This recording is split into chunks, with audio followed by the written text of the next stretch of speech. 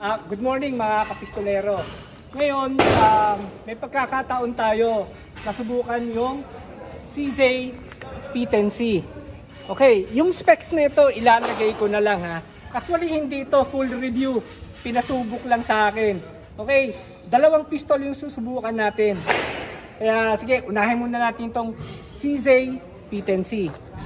Sa mga nagtatanong nito, napakaganda ng grip nito. Tapos ang size nito para siyang Glock 19. Okay. Meron siyang 15 rounds na magazine. Kaya sige, samahan mo ako. Subukan natin ha. Okay.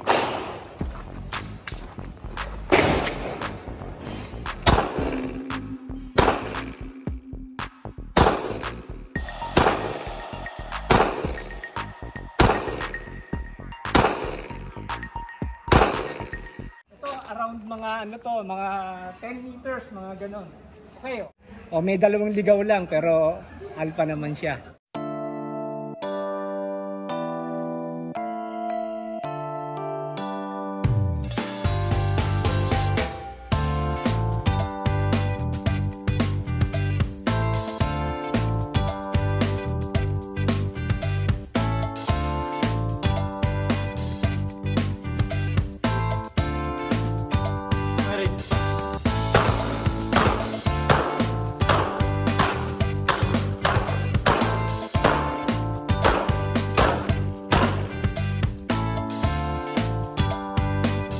Masasabi ko doon sa CZ P10C, ganda, suabe ikutok.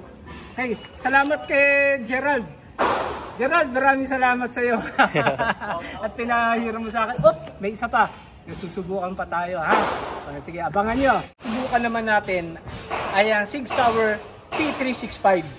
Okay, nakita niyo naman ng size, napakagwapo. Okay, compact to compact siya.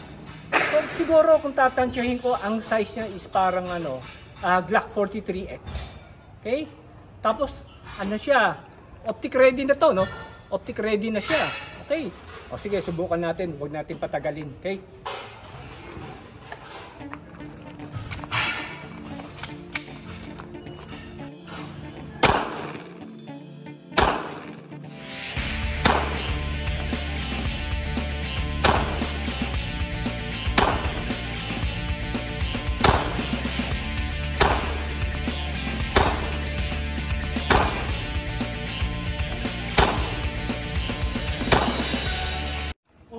Ayan, di ba? Oh, isa lang ang ligaw. Oh, ganda.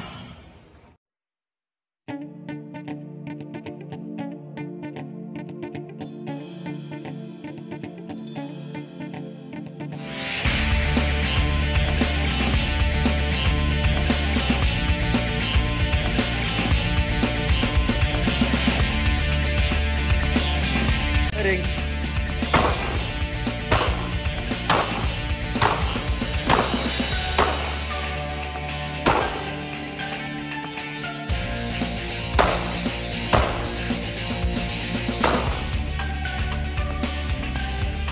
Okay, kaya kung naghahanap kayo ng isang concealed carry na pistol, pwede niyo i-consider yun.